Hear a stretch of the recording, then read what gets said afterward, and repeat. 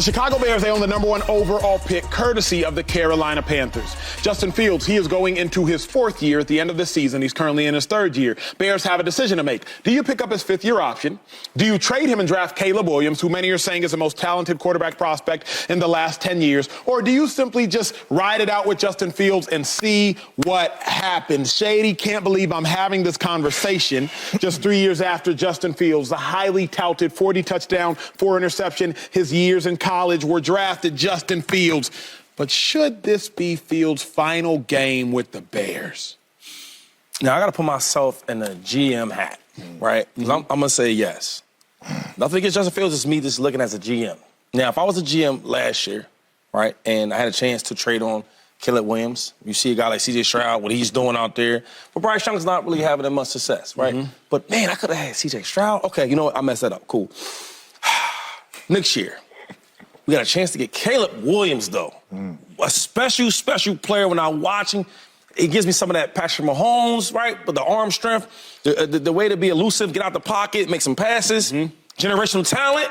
Or do I stick with the guy I have now? The guy that's 8 or 9 and 27 as a starter, right? That looks the same every year.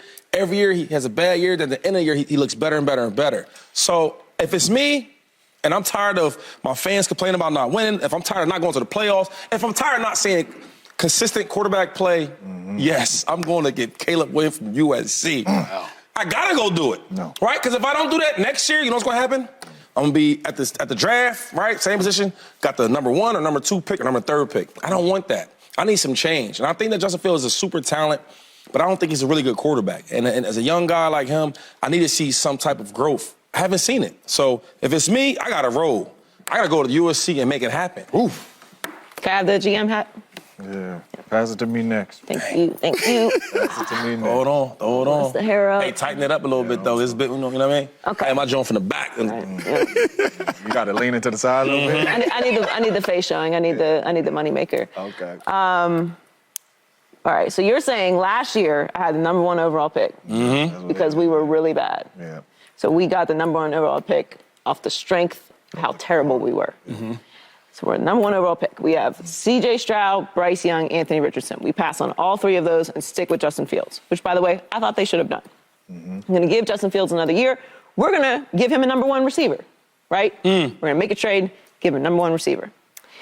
Give him another year to develop and to look like a franchise guy, like Joe Burrow in his 3rd year, like Jalen Hurts maybe in his 3rd year. Who, by the way, we did some comparisons too. Did a little comparing to Jalen Hurts. Go down the list of all these other guys. Patrick Mahomes, Josh Allen, franchise guys, right? He doesn't look like a franchise guy right now. He's developing. He's looking better, right? He's getting better. He doesn't look like a franchise guy. Or we wouldn't be having this conversation. We wouldn't if it was in any way not split. If it was any of those other guys, and we still have conversations about Jalen Hurts, even though he was in a Super Bowl. So my point is, they don't have the #10 overall pick only, which is where they're picking, right? They have the first round, the #1 overall pick, and they have the 10th pick. If they just have the 10th pick, we don't even need to have this conversation. Stick with Justin Fields, build around him. You're not in a position to really get one of the best guys in the draft. You're not in a position to get Caleb Williams. The fan base clearly wants him, so maybe you do have another year to see what he is. But that's not the situation. The situation is you had the #1 overall pick last year, and you passed on 3 guys, one of whom looks like they're really good, in C.J. Stroud. Okay, we'll give you a pass on that one because you wanted to give Justin Fields another year. Boom. Fast forward, you have the #1 overall pick again. And the 10th overall pick. Only this time, Caleb Williams is staring at you like, what's up? You gonna go with me or are you gonna run it back with Justin Fields again? And here's the problem. If Caleb Williams turns out to be what we think Caleb Williams can be, he might not be. But if he is, and you passed on him, and you had the chance to do that, you're fired. And you should be fired. You should be fired. If you're in the situation right now that you are next year, in the same situation where you're out the playoffs, you have no chance of making the playoffs, no chance of winning the division, and Justin Fields looks good at the end of the year again, you're fired, and you should be. Because you passed on not just those 3 quarterbacks, not just Caleb Williams, but all these other guys. The odds are not in your favor. The easy, simple business answer is to draft Caleb Williams. And then real quick, that's a good point about getting fired. Now, in Buffalo, I want him to get to the names, but if you know who I'm talking about, you know what I'm talking about. we had a chance to get Patrick Mahomes, right? And our GM we had at the time was really, really good. He was getting all type of players in there.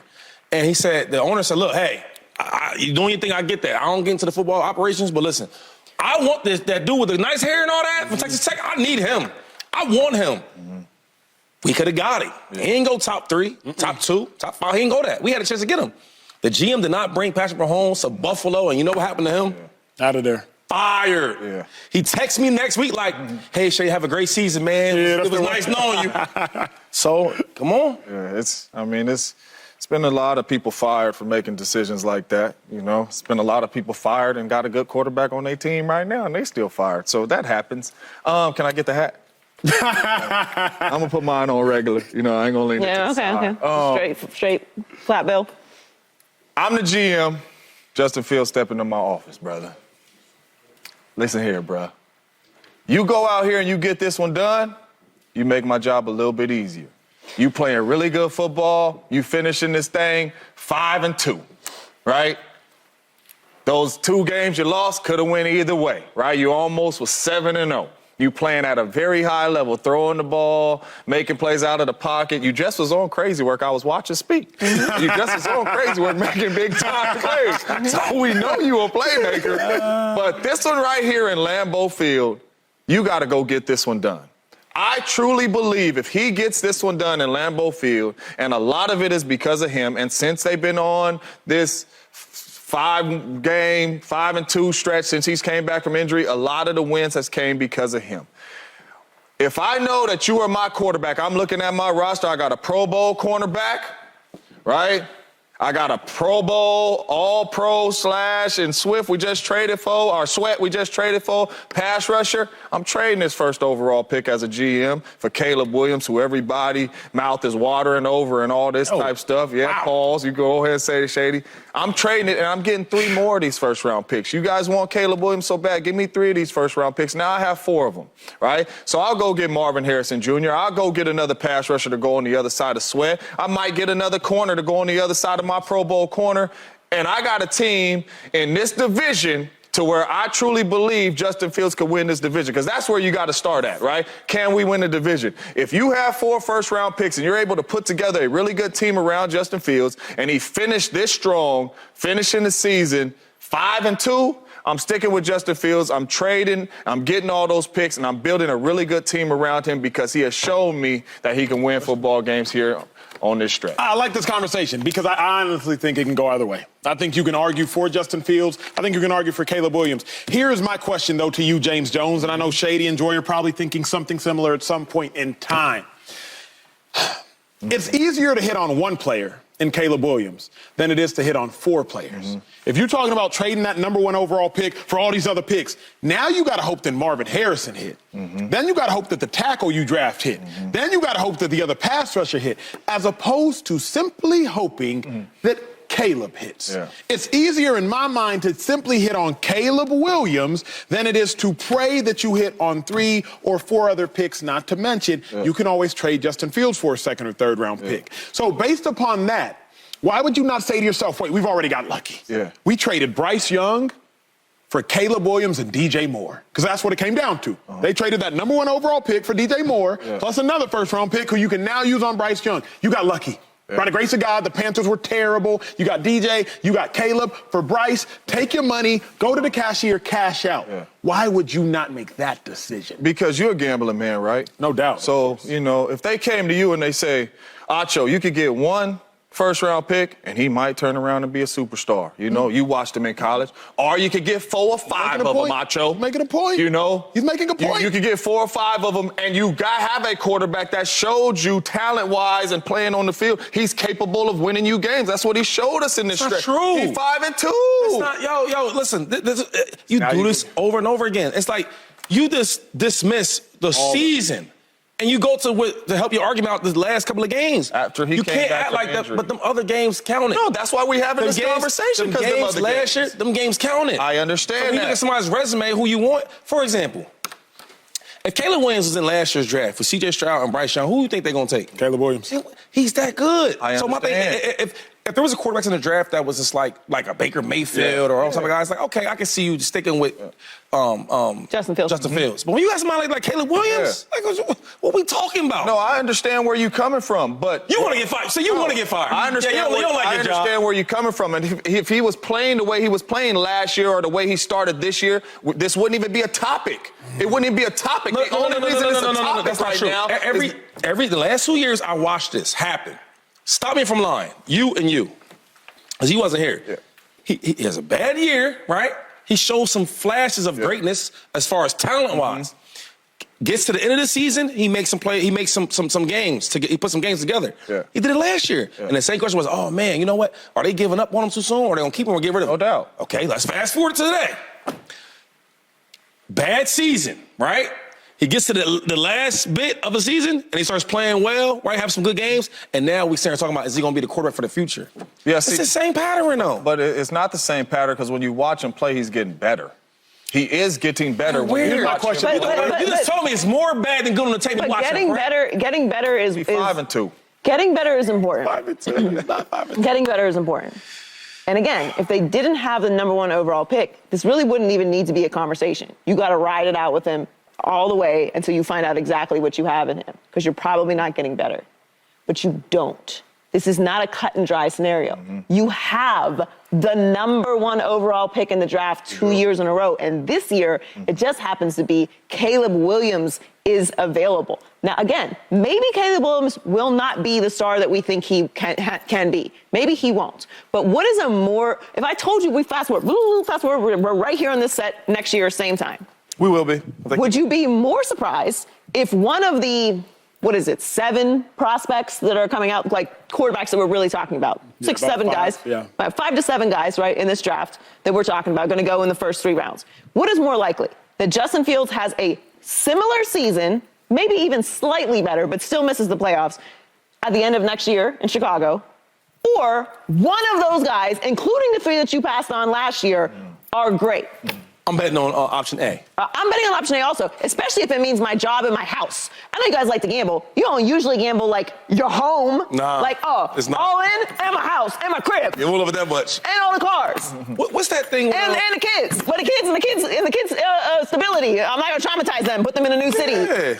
You gambling all of that? Because that's what you're talking about. I think Justin Fields has a future in the league. I think he's going to go to another place. I think he can get in the right system and have a lot of success. But 3 years in, if we are debating this vivid, like we all feel passionately that we don't know what he is after 3 years in the league. Most people don't get 3 years. Here's my question, though, Joy, based upon what you're saying. If you believe, because I agree with everything you said up until this last sentence, if you believe that Justin Fields can go somewhere else and have a lot of success in the league, close quote. Does it have some success? Then isn't that the same risk you're running by letting a pick go?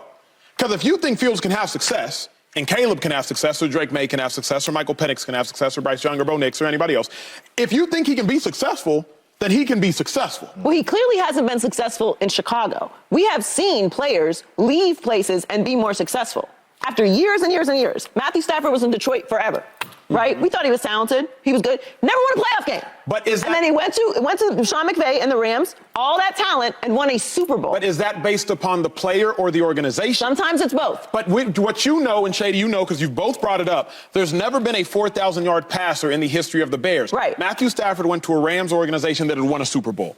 He went to a Super Bowl. He went back, he won it. So if you think Fields can be successful, like if that is within y'all's hearts of hearts, and I don't necessarily disagree.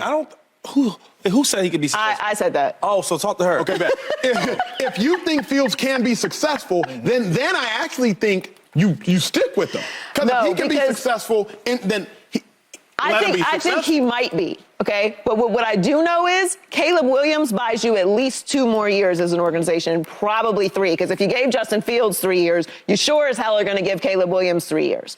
I understand Chicago, and I've given Chicago lots of grief for their inability to develop quarterbacks. They've never had a franchise quarterback. They never had a quarterback throw for more than 4,000 yards. As an organization, that's a fact. So I hear you. But what I'm talking about is this is not a cut and dry scenario. This isn't, we can just go get, like, we might get the 10th pick in the draft type talent. No, you have the number 1 overall pick, and it's Caleb Williams.